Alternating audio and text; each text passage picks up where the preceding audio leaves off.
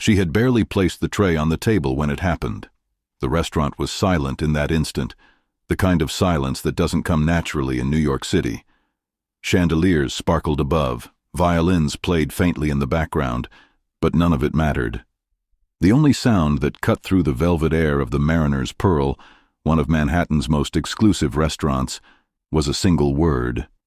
Fool. It slipped from the billionaire's lips like poison. His voice was low but sharp, the kind of tone designed to cut, to humiliate, to remind everyone within earshot of their place. His name was Richard Stanton, one of the most ruthless CEOs on Wall Street, and tonight he had chosen to make an example out of the young black waitress standing before him. Danielle Carter froze. For a fraction of a second, she thought she had misheard. Maybe he meant something else. Maybe it wasn't directed at her. But when she looked up, his eyes were already fixed on her, cold and condescending. At his side, his wife Victoria smirked and leaned closer to him, whispering words that Danielle could not hear but could easily imagine. Words meant to reinforce the insult. Words meant to wound.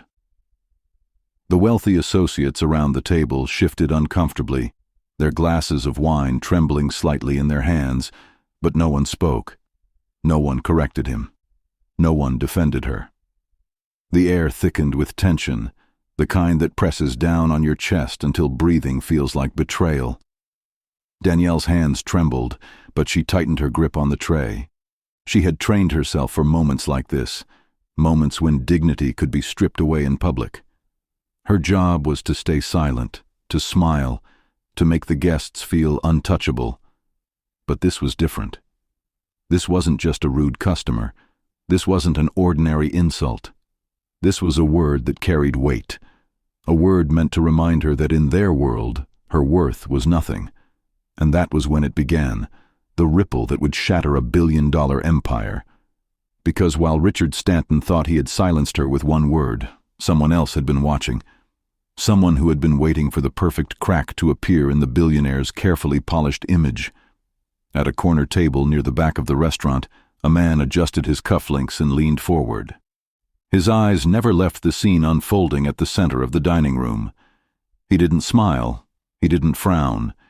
He simply watched and noted every detail. Nobody knew who he was yet. To the staff, he was just another wealthy diner enjoying a late dinner. But that man, Marcus Reynolds, would soon become the single most dangerous person Richard Stanton had ever underestimated. And Danielle? She had no idea that her humiliation in that moment was not the end of her story, but the beginning of his unraveling. The violinist missed a note. A glass of wine tilted too far and spilled, but all of it was background noise to the insult that still hung heavy in the air. Fool! Victoria tapped her manicured finger against the edge of her champagne flute and spoke loud enough for everyone nearby to hear. Remove her. This is not her place. The manager hesitated. Security hovered. The silence grew deeper, more suffocating. Danielle stood frozen, trapped between rage and restraint. She wanted to speak. She wanted to shout. But she also wanted to survive this night, to keep her job, to keep the small paycheck that barely paid for her brother's school fees back in Chicago. She swallowed hard, her throat burning with unshed words. And that's when something shifted in the room. A murmur. A subtle rustle. A feeling that tonight would not end the way Richard Stanton expected. Because humiliation, when it is forced into the open, never remains private. It spreads. And what no one at that glittering table could imagine was that the word fool, that single, sharp insult, was about to cost a billionaire everything. Everything. If you are watching this and you feel that silence in the face of injustice is dangerous, then subscribe right now and state where you are watching from. Because if you don't, your silence only feeds the same system of oppression she faced. And for those who refuse to subscribe, go to the comments, confess why, and face the discomfort of admitting why you chose not to stand with truth. Danielle Carter stood in the narrow hallway outside the dining room, her hands still trembling from the sting of the insult. The hum of laughter, Clinking glasses and whispered conversations from the wealthy patrons echoed faintly through the polished oak doors behind her. But inside her chest, all she could hear was the sound of her own heartbeat, loud and uneven. She leaned against the wall, pressing her eyes shut, fighting the tears that threatened to escape. Tears would only prove him right. And she had spent her whole life proving men like Richard Stanton wrong. To the world, Danielle was just another server in a crisp black apron, moving silently between tables at the Mariner's Pearl, carrying trays heavier than her own paycheck, smiling at people who never once bothered to learn her name.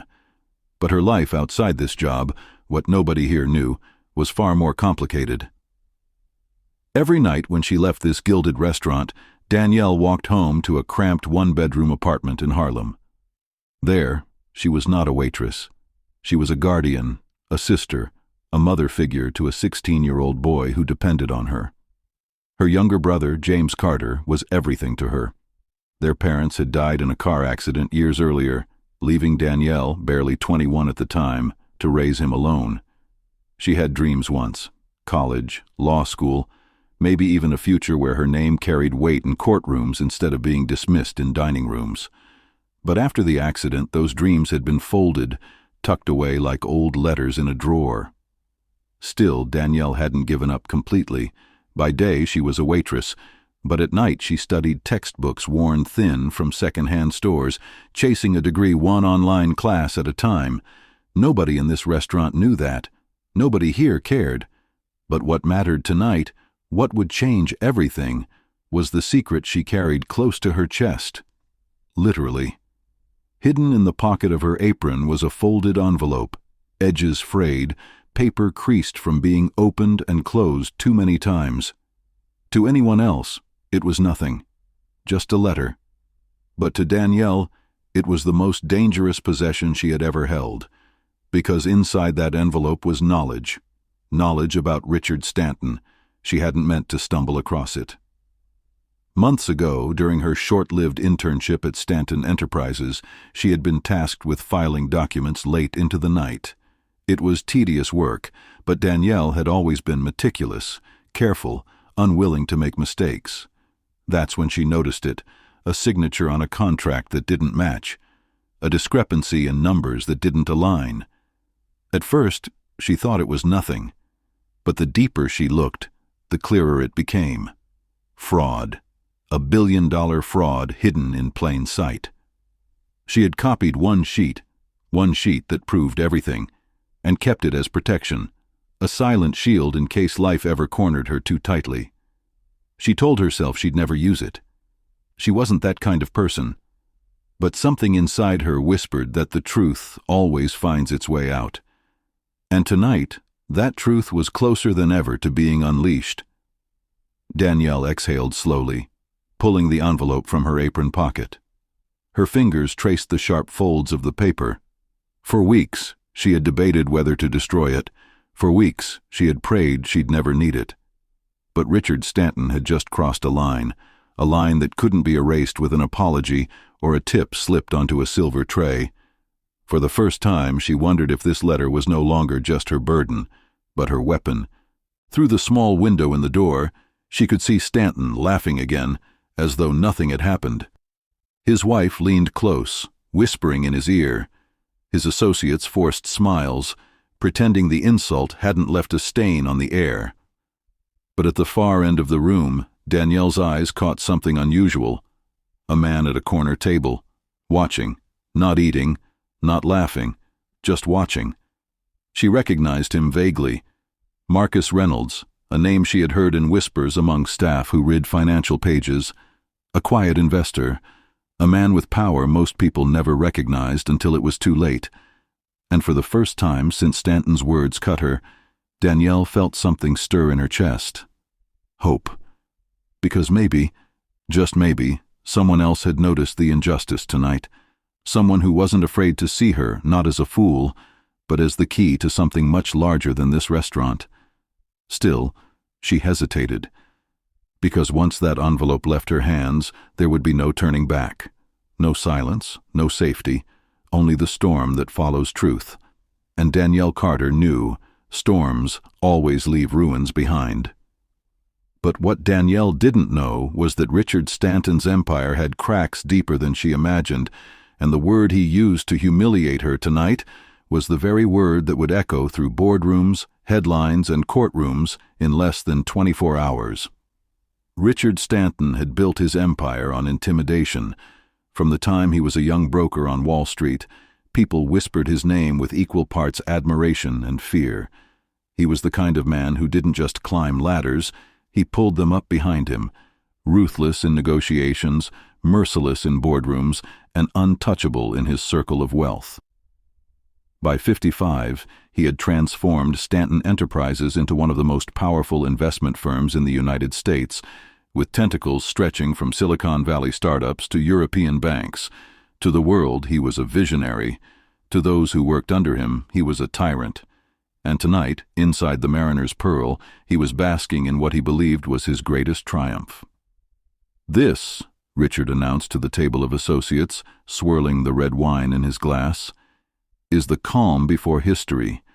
Tomorrow, gentlemen and ladies," he added with a smirk toward his wife, "we finalize a $7.5 billion merger that will place Stanton Enterprises in every headline across the globe." His voice carried easily across the dining room, arrogant and unashamed. He wanted people to hear. He wanted everyone within earshot to know that he was about to seal a deal that would ripple across industries, affect stock markets, and cement his name among the titans of American finance. Victoria Stanton leaned in, her diamond necklace catching the glow of the chandelier. "And to think," she purred, "there were doubters. They said you were too bold, too reckless." Richard smirked. Reckless men don't build empires, they get crushed by them. The table erupted in forced laughter, though not everyone's smile reached their eyes. Even among his closest partners, Richard Stanton's arrogance had worn thin, but no one dared contradict him, not here, not in public. As he raised his glass in a toast, the insult he had hurled minutes earlier seemed already forgotten in his mind. To him, Danielle Carter was nothing, a nameless waitress, a speck in a city that swallowed people whole. But the insult hadn't been forgotten. Not by the staff who lingered in the shadows, not by the silent diners who had overheard, and certainly not by the man in the corner, Marcus Reynolds, whose eyes never left Richard's smug expression. Richard leaned back in his chair, confident, untouchable. His laughter filled the room again, and with it came the arrogance of a man who believed there would never be consequences. But arrogance is always the beginning of downfall, and tomorrow, the deal he bragged about, the deal he was so certain would immortalize his legacy, would unravel before his eyes, not because of market shifts, not because of rival corporations, but because of one word: fool. The insult that was meant to crush dignity would instead expose corruption. The humiliation he thought would vanish in the walls of this restaurant would soon spread to headlines, courtrooms, and boardrooms. Richard Stanton had no idea that tonight was not the calm before history, it was the calm before collapse. But arrogance is never isolated. It layers itself, through race, through wealth, through gender, through power, and in the next moment Danielle Carter would feel all of it pressing down on her, threatening to push her out the door forever. The laughter at Stanton's table died down, but the sting of his insult lingered like smoke in the air. Danielle tried to steady her breathing as she collected empty glasses from the next table over, willing her body to move as though nothing had happened. But the weight of every eye in the room pressed against her back. She could feel it. The gaze of those who pitied her, those who judged her, and those who simply looked away, pretending it hadn't happened at all. That silence was worse than the insult itself. Because silence means agreement. Victoria Stanton's voice cut through the air like the crack of a whip. "Manager," she snapped, lifting her hand like royalty summoning a servant. "Get her out of here. This girl does not belong at our table." The manager hesitated, his face flushed, caught between loyalty to a billionaire patron and fairness to his employee. He opened his mouth, but before he could speak, Victoria turned her gaze directly at Danielle. "Don't just stand there," she said coldly. "Leave." The restaurant fell into a suffocating hush. The clinking of cutlery, the murmur of conversations, everything froze. All that remained was the image of a wealthy woman dismissing a young black waitress as though she were nothing more than dust on a polished floor. Danielle swallowed hard, her throat dry. Every instinct told her to turn, to walk away, to save herself from further humiliation. But then the sharp click of shoes against marble caught her attention. Security. Two men in tailored suits, the kind meant to blend in until they were needed, began moving toward her. Their expressions were blank, professional, detached. To them, this wasn't injustice, it was procedure. The room shifted. Race, class, gender, status. Every layer of oppression aligned against her in that moment. She was young, she was black, she was a woman, and in this glittering temple of wealth, all of it combined to mark her as an outsider, unworthy of standing where she stood. Danielle's hands tightened into fists at her sides. She wanted to scream. She wanted to say the words that burned inside her. "I am not your fool." But she knew what would happen if she did. Security would drag her out, she'd lose her job, and with it, the money she needed to keep her brother in school. Her pulse raced as the guards drew closer. Each step echoed like a countdown. 1, 2, 3. She backed against the wall, her apron brushing against the envelope hidden in her pocket. The paper crinkled beneath her fingers, and for a split second, she remembered what she carried, her secret, her weapon. But even with that knowledge, fear coiled inside her chest. She wasn't ready to use it. Not yet. The guards were only a few steps away now. Victoria smirked, satisfied. Richard leaned back in his chair, smug, confident the problem was being handled. To him, this wasn't even worth his attention. But from the far corner of the room, Marcus Reynolds's eyes flickered. He shifted in his seat, tapping a finger against the table, calculating. And though Danielle didn't know it yet, she was seconds away from colliding with the one man who could change everything. The guards reached for her arm, and that's where the night turned. Because sometimes the smallest act, the flicker of an eye, the slip of a note, can topple mountains of power. And Danielle Carter was about to discover that even billionaires bleed when the right truth is exposed. The hand of the first guard brushed Danielle's sleeve. It was firm, practiced, meant to remove her as though she were no more than clutter on the marble floor. She flinched, not because she was weak, but because she had endured this before. The sting of being treated as less, as disposable. She could almost hear her grandmother's voice whispering in memory, "Baby, this world will try to erase you. Never let it." And just as the guard's grip began to tighten, a voice spoke. It was not loud. It did not thunder like Richard Stanton's arrogant declarations. It was low, steady, but it carried across the restaurant with undeniable authority. "That won't be necessary." The guards froze, as though shackled by an unseen command. Slowly, heads turned. At a table tucked into the shadows near the corner, a man rose from his seat. His suit was tailored, his tie understated. But what truly caught attention was the calmness in his stance, the unspoken weight of someone used to being obeyed. Marcus Reynolds. His eyes locked on the guards, then shifted to the manager, then finally to Danielle. For the briefest second, his gaze softened. Not pity, not amusement, but something sharper. Recognition. Richard Stanton twisted in his chair, irritation flickering across his face. "Reynolds? What's this?"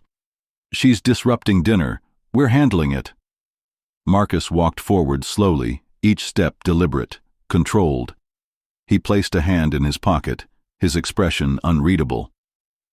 "Handling it?" Marcus repeated, his tone almost casual, though his eyes never left Stanton's. "That's an interesting choice of words. From where I sit, what I saw looked different." The room stirred. Whispers slithered between tables. The clash of two billionaires, one brash, one calculating, was enough to turn every guest into a silent witness. Victoria Stanton's voice rang out, dripping with disdain. "Marcus, don't meddle. This is beneath you. She doesn't belong here." But Marcus ignored her. His attention returned to Danielle. She stood frozen, torn between fear and disbelief. No one had ever stepped in for her before. And yet, here he was. The man who could sit anywhere, eat anywhere, wield influence like a weapon, had chosen this moment, her moment, to intervene. Marcus reached into his jacket, and for a tense instant, the guard stiffened, misreading the gesture. But he only pulled out a pen. He clicked it once, twice, the sharp sound breaking the silence. Then, without breaking eye contact, he extended the pen toward Danielle. "Do you have something to write on?" he asked softly. Confusion rippled across her face. Her hand brushed against her apron pocket, the envelope, the secret she had carried all night. The guards hesitated. Richard scoffed. Victoria bristled, and Danielle's heart pounded in her chest.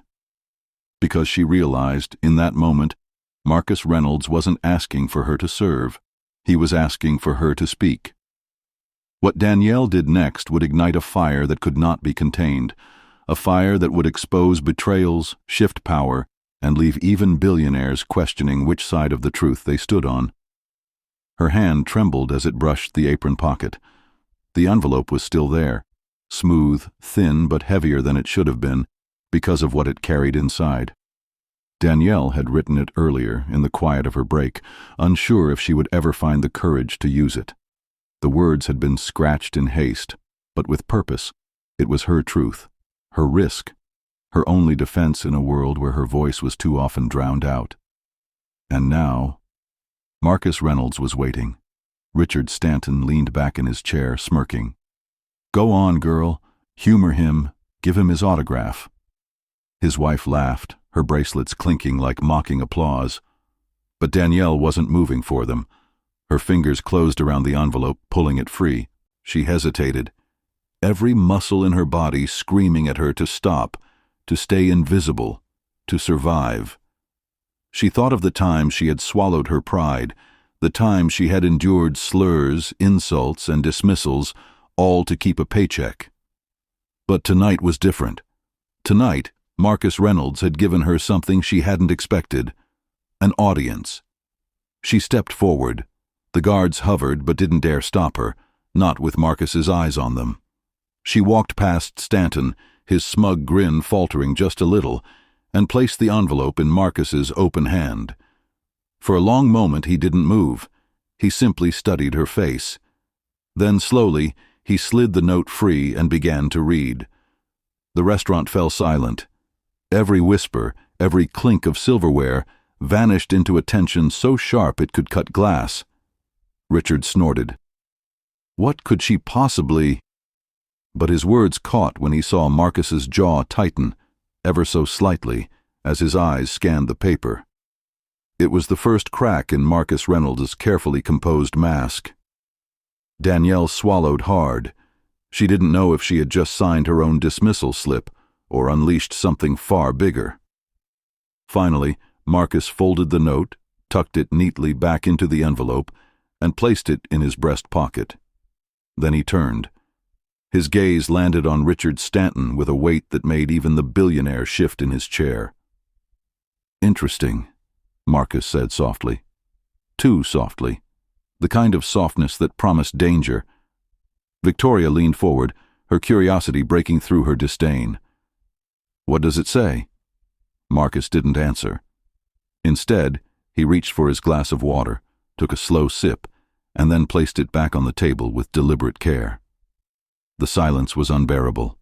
Every guest leaned closer, desperate to know. Finally, Marcus's eyes flickered back to Danielle. "Thank you," he said simply. No one breathed. Richard barked a laugh, but it sounded hollow. "This is ridiculous. She's a waitress. Whatever nonsense she scribbled means nothing." But Marcus only smiled. It wasn't warm. It wasn't kind. It was the kind of smile that suggested knowledge, knowledge that could destroy. And in that moment, Danielle knew she hadn't just handed him a note. She had handed him a weapon. What Marcus did next would flip the entire room on its head, forcing Richard Stanton to realize that sometimes the smallest voices carry the sharpest knives. The weight of Marcus's words, or lack of them, hung in the air like storm clouds refusing to break. Richard Stanton shifted in his chair, his smugness fraying at the edges. He didn't like silence, not when he wasn't the one controlling it. He tapped his fork against his plate, a forced laugh spilling from his lips. "Let's not play games, Marcus," he said, his voice louder than before. "This is dinner, a celebration. Don't tell me you're letting a waitress ruin the mood." But Marcus didn't answer. He simply leaned back in his chair, folding his hands together, his eyes fixed on Stanton like a predator deciding when to strike. The guests felt it, the shift. One man who had mocked with careless arrogance, and another who spoke little, but carried power in restraint. Victoria broke the silence, her voice sharp.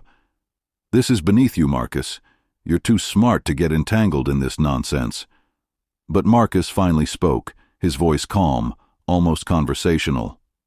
"Funny," he said, eyes narrowing slightly, "because from where I sit, this doesn't look like nonsense. It looks like negligence, and arrogance, and maybe," he let the words hang, "a liability." The word liability was deliberate. It was a businessman's dagger, one Stanton could not afford to ignore. Richard's face darkened. "Careful with your words, Reynolds. You may think you know what you're holding, but trust me, you don't." Marcus tilted his head slightly as though amused.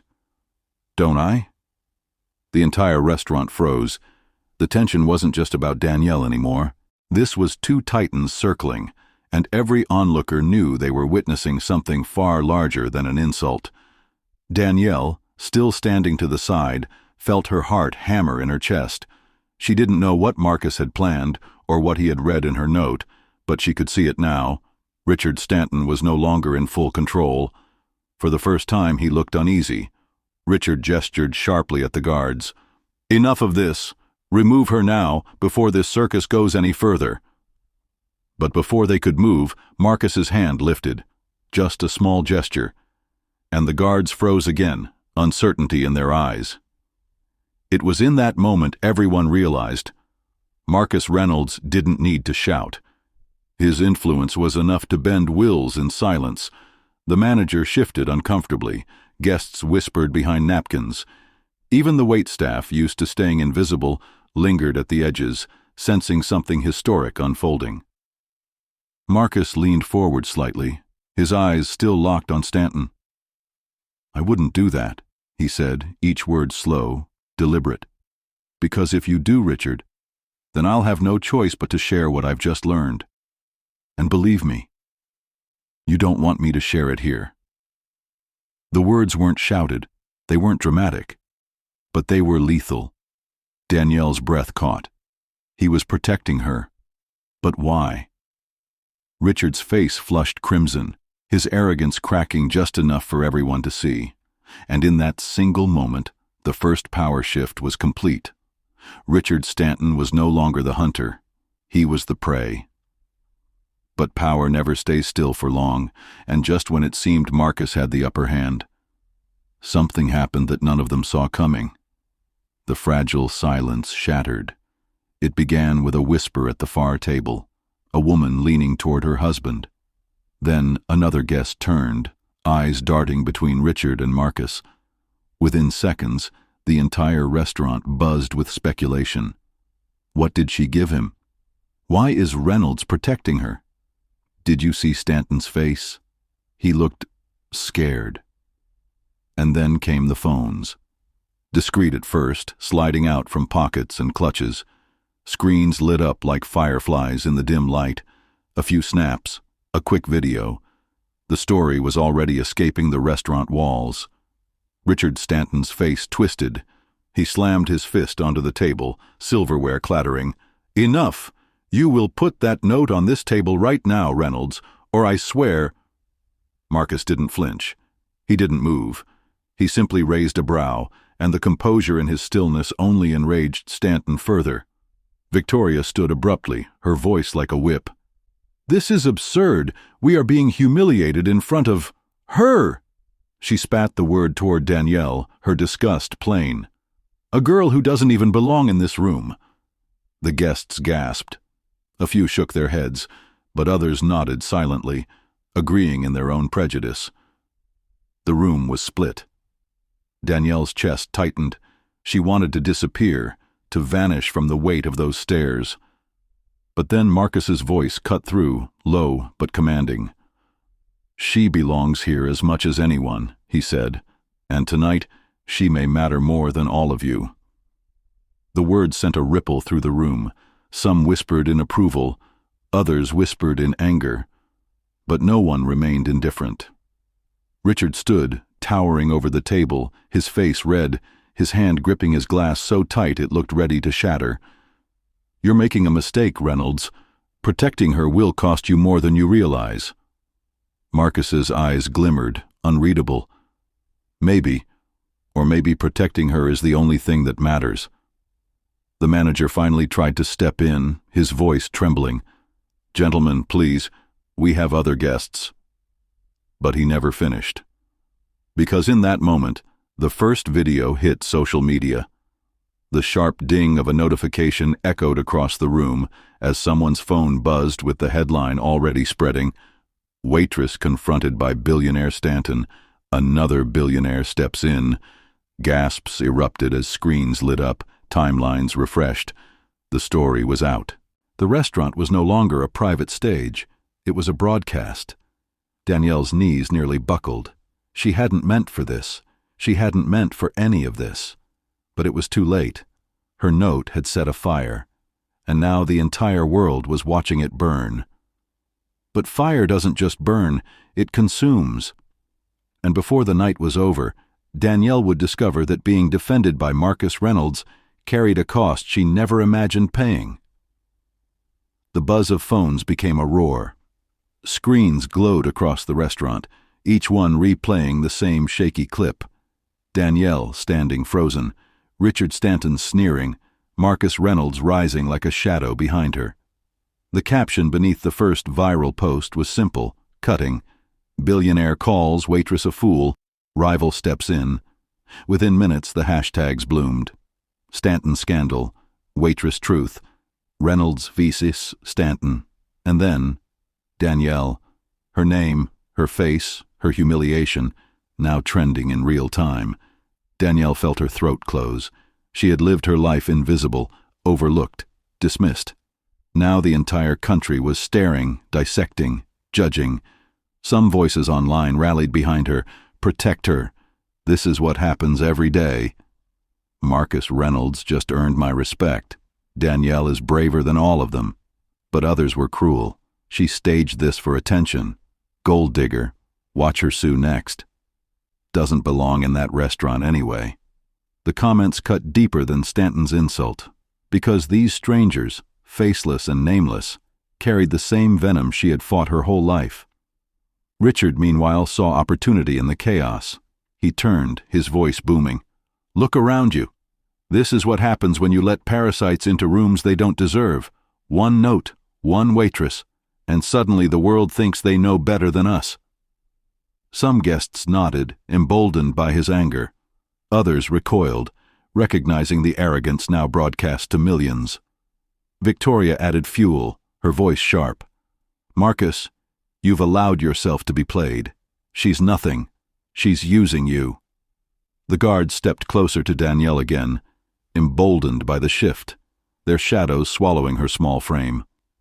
Her heart pounded. Was this the moment they would drag her out, make her the scapegoat, erase her as though she had never been?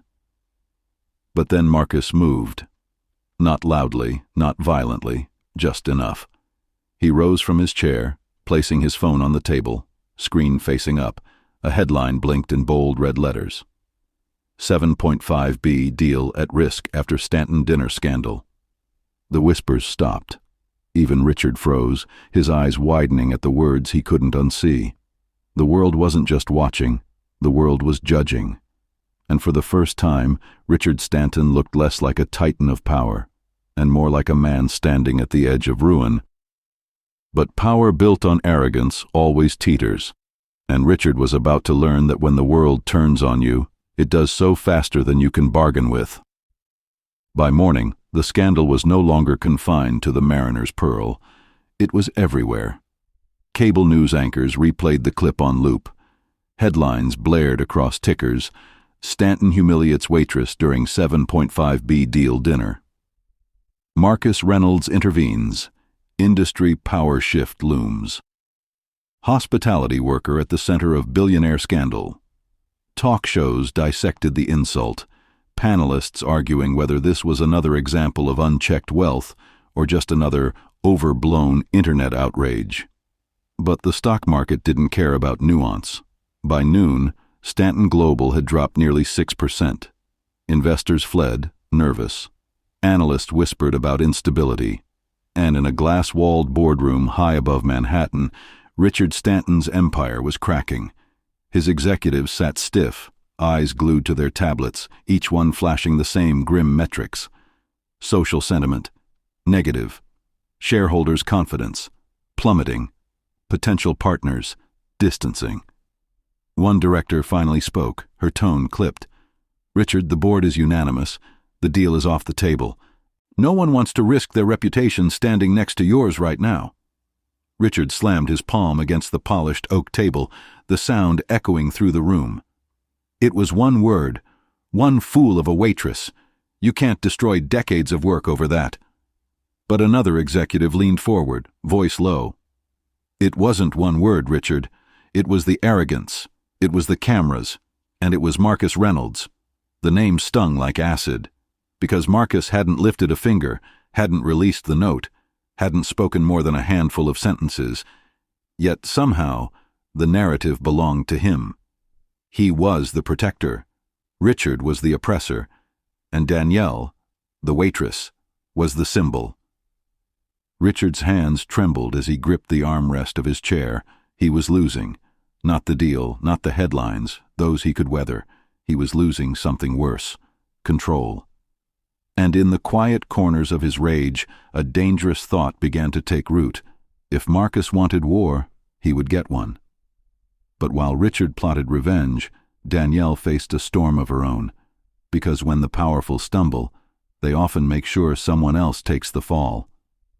Danielle never asked for fame, but in the days after the dinner, her name was no longer her own.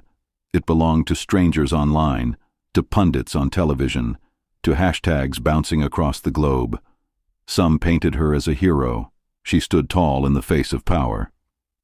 Danielle proves courage comes from the least expected places. Others painted her as a villain. She baited him. "Don't be fooled. Gold digger waitress ruins 7.5B deal." And then came the threats. Her phone lit up at night with unknown numbers. Texts told her to quit her job, to leave the city, to remember her place. Her apartment mailbox overflowed with letters, some encouraging, some venomous, some too dangerous to read aloud. The restaurant that once gave her anonymity now gave her fear. Customers whispered when she served them, snapping photos when she turned her back. Some tipped her outrageously, others left nothing at all, scribbling insults on napkins instead. But the worst came when she saw the headline planted in one of the tabloids, the kind that lived to destroy lives. Inside scoop. Waitress has secret ties to Marcus Reynolds? The article painted her as a schemer, implying she had orchestrated the entire moment with Marcus to humiliate Stanton. Fake interviews with anonymous sources claimed she had boasted about using the incident to make her millions. Danielle's stomach twisted. She had no power, no money, no allies, except one, Marcus. But reaching out to him was dangerous. His name carried storms of its own, and she knew being tied to him publicly could destroy what little stability she had left. Still, as the walls closed in, her phone buzzed with a single unknown text. It was short, direct, and chilling. "Meet me tonight. Don't trust anyone else." Her breath caught. No name, no signature. But something told her this wasn't Marcus. It was someone else, someone who knew more than they should. And so Danielle was forced to choose: ignore the message and stay trapped in fear, or follow the thread into the shadows, where the truth waited and danger followed. The night air bit at her skin as Danielle pulled her jacket tighter, her nerves rattling with every step. New York City was alive around her, neon signs flickering, sirens wailing in the distance, strangers brushing past with hurried indifference. But for Danielle, the world felt narrowed to a single choice: follow the message or turn back. The text had been precise. Pier 17, midnight, come alone. She had debated for hours. Her co-workers told her to ignore it. Her aunt begged her to stay home, but something in her gut told her she couldn't, because silence hadn't saved her before, and running now wouldn't protect her from what was coming. The pier was nearly empty when she arrived. The Hudson River stretched dark and endless beside her, the city skyline glowing faintly in the distance. The wind carried the scent of salt and steel. And then she saw him, a man leaning against the rail, his hands buried deep in his coat pockets. His posture was casual, but his eyes, when they lifted to meet hers, were sharp, too sharp. He stepped forward into the glow of a street lamp. Danielle froze. It wasn't Marcus Reynolds. It was someone she hadn't expected to see: Richard Stanton's assistant. The same man who had stood silently behind him at the dinner, carrying his briefcase, invisible like wallpaper. His name was Jeremy Cole, though most only ever heard Richard call him Boy. "What do you want from me?" Danielle's voice was small but steady. Jeremy glanced around, then lowered his voice. "I don't have much time. You don't understand what you walked into that night. That note you gave Marcus." He leaned closer, his breath ragged. "It's bigger than you think, and if Richard finds out what's really in it, he won't just destroy you. He'll destroy Reynolds, too." Her pulse thundered in her ears. "How do you know what I wrote?" Jeremy's eyes flickered with something: fear, maybe guilt. "Because I've seen it before. Years ago. A different waitress, a different note. Stanton buried it, paid her off. She disappeared." Danielle's breath caught. "Disappeared?" He nodded grimly. "And if you're not careful, you'll be next." But Jeremy's warning was more than fear. It was a key to secrets long buried, secrets that connected Danielle's note to a chain of scandals Stanton thought the world had forgotten. Danielle's hands trembled as she gripped the rusted railing of the pier.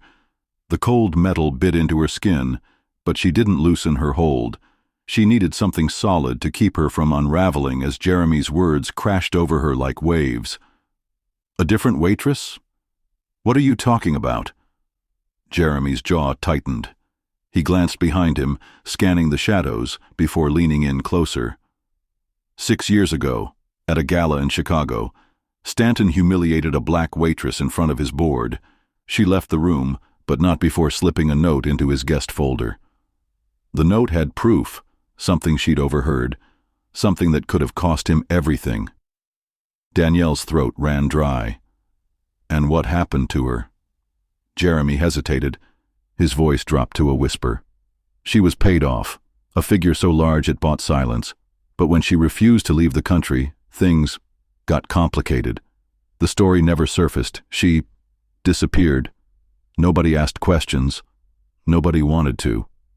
Danielle's heart pounded. Could that be me? Another name on a list? Jeremy leaned closer, his tone sharp now. "And do you know why your note hit him so hard?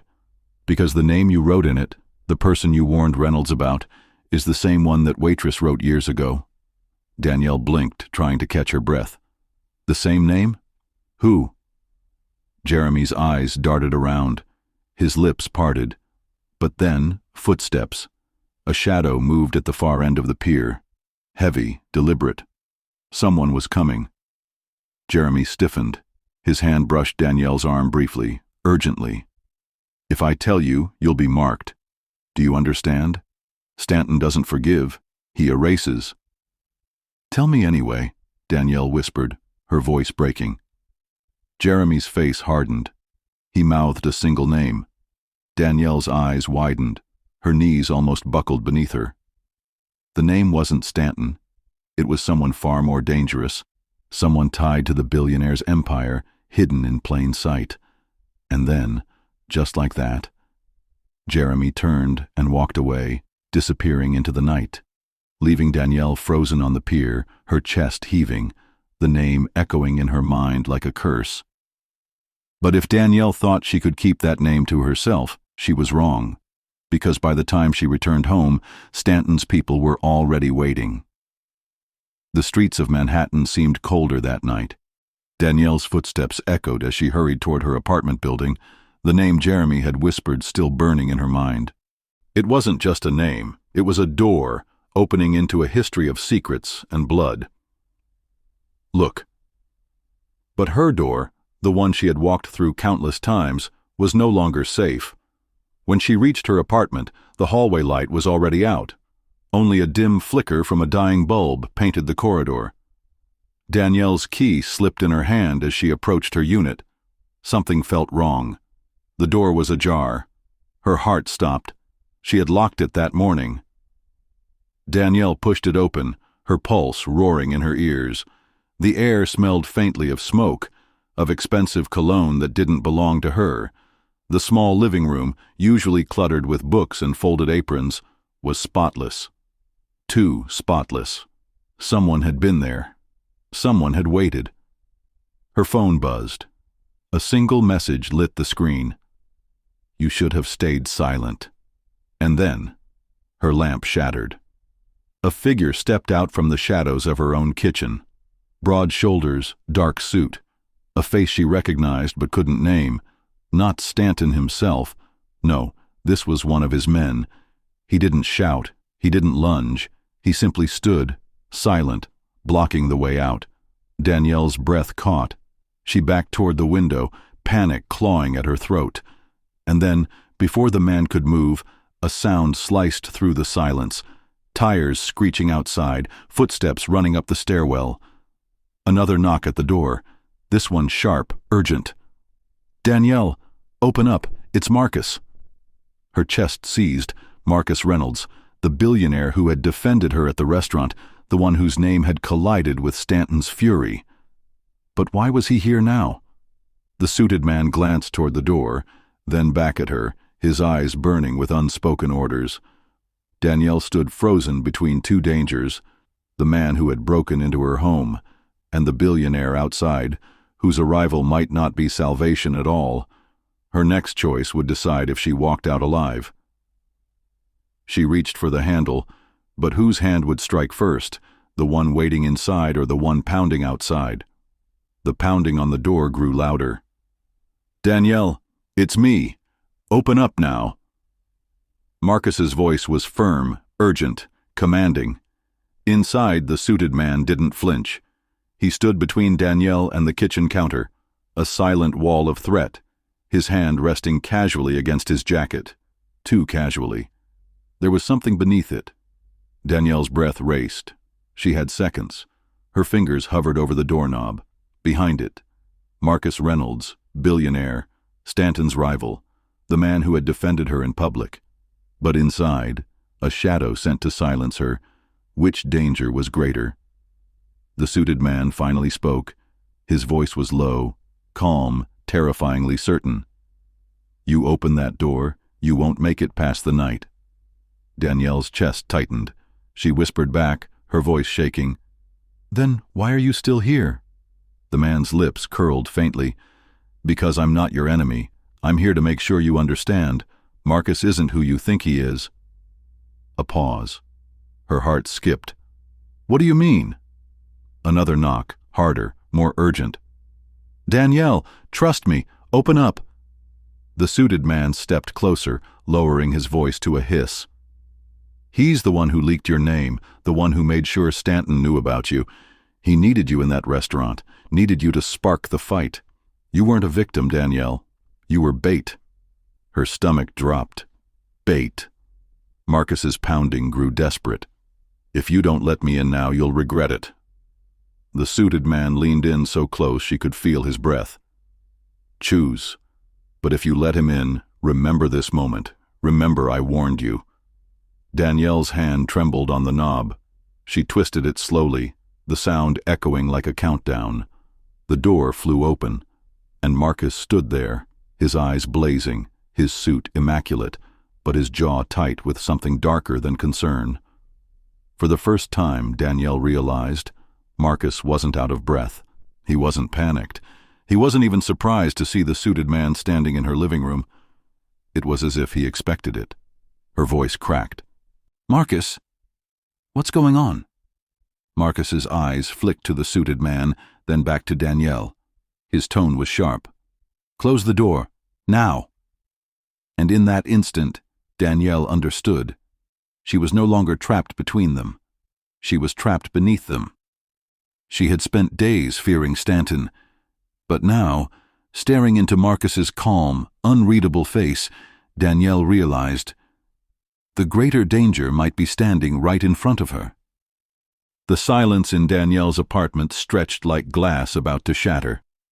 Marcus closed the door behind him with deliberate calm, his polished shoes clicking softly against the hardwood floor.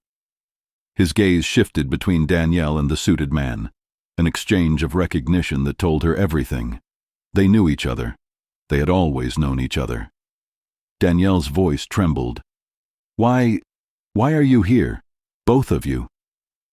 Marcus's expression softened, but his words carried weight. "Because you're in the middle of something bigger than you understand. Bigger than Stanton. Bigger than me." The suited man chuckled, low and bitter. "Don't play saint now, Marcus. Tell her the truth." Danielle's knees threatened to buckle. "What truth?" Marcus stepped closer, lowering his voice as if he could coax her trust back with tone alone.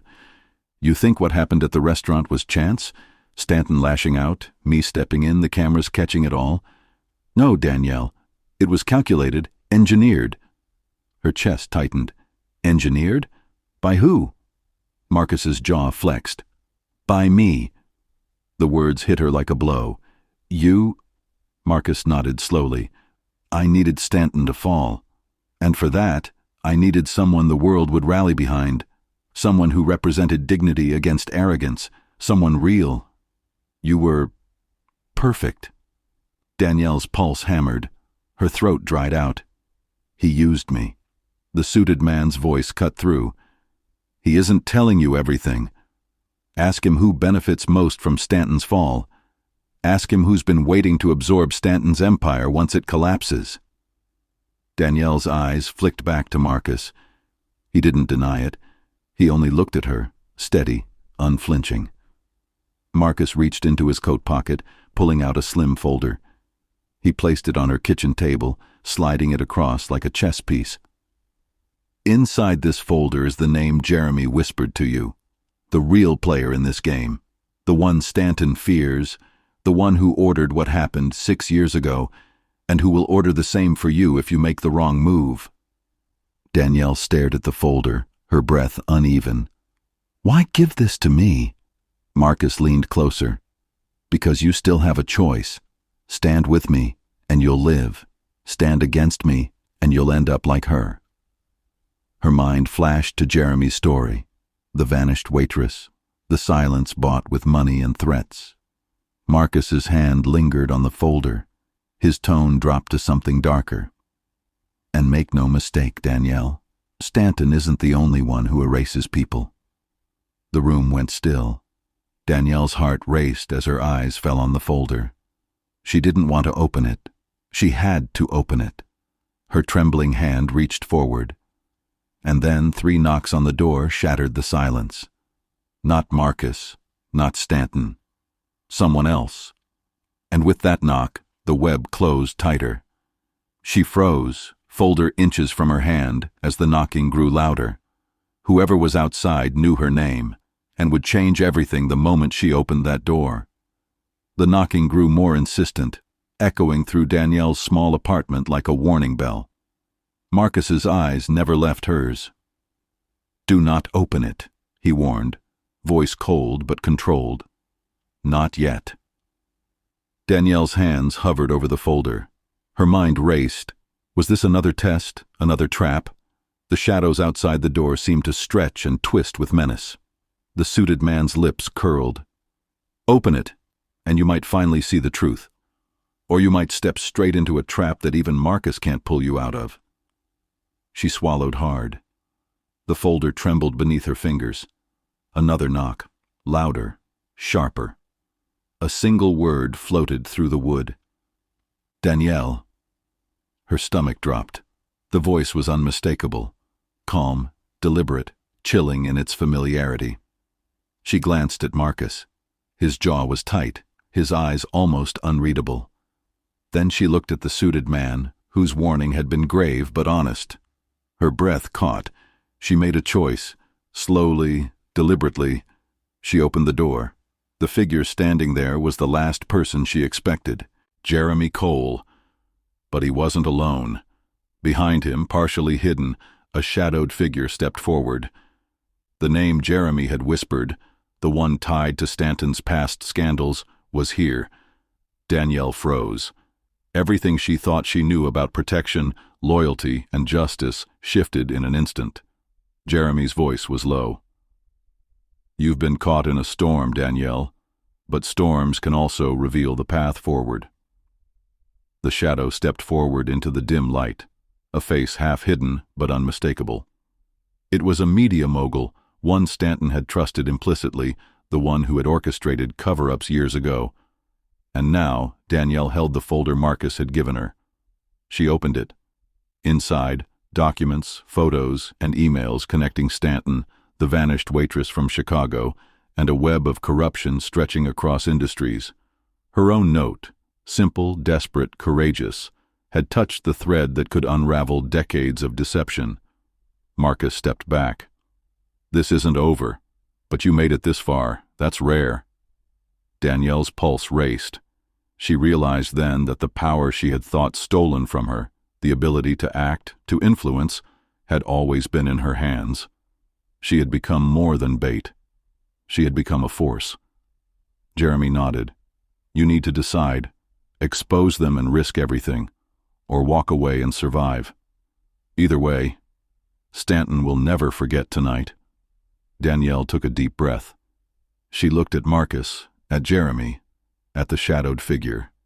Then, with a steady hand, she reached for her phone. A single post. A single broadcast. The world would know. And as the first notifications pinged through social media, she realized. For the first time in her life, Danielle wasn't running. She was winning. Stanton's empire trembled. Marcus's plans shifted. And Danielle? She disappeared from the public eye, only to re-emerge when the timing was right. But one question remained. Was she a pawn, or had she become the queen of a game no one else fully understood? The camera fades on her silhouette walking into the city lights. And the story leaves you asking, what would you do if the world turned against you and the only ally you trusted might not be on your side?